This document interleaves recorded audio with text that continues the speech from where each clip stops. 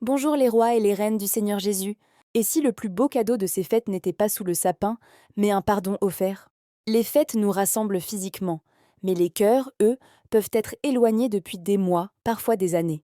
Des paroles non dites, des incompréhensions, des trahisons réelles ou ressenties. La haine peut s'installer doucement, l'amertume s'enraciner, et les tensions deviennent presque palpables. Parfois, les conflits naissent de choses futiles. Parfois, ils sont beaucoup plus sérieux et douloureux.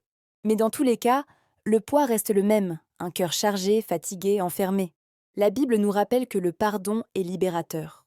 Pas parce que l'autre le mérite toujours, mais parce que nous avons besoin d'être libres. Pardonner, ce n'est pas nier la douleur. Ce n'est pas dire que tout était acceptable. C'est refuser que la blessure continue de nous gouverner. Cependant, il faut aussi être honnête. Toutes les situations ne permettent pas une réconciliation immédiate. Quand une relation est destructrice, toxique ou marquée par le rejet, prendre de la distance peut être nécessaire pour se protéger. Même Jésus s'est parfois retiré, mais dans la mesure du possible, lorsque cela peut être constructif, Dieu nous invite à faire un pas. Pas forcément un grand discours. Parfois un message, un regard, un sourire. Une parole simple, je suis là. On peut parler, je te souhaite de belles fêtes. Les fêtes sont une occasion rêvée de réconciliation.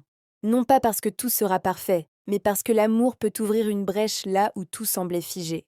Être vecteur de paix, c'est parfois accepter d'aller au-delà de son orgueil, de sa peur, de sa colère, pour semer une graine. Et si cette année, au lieu de simplement célébrer, nous osions réparer?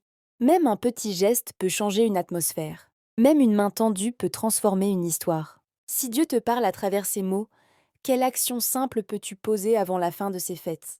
Si tu as été béni par ce message, transmets-le avec amour à quelqu'un qui en a besoin. Riches bénédictions en Jésus.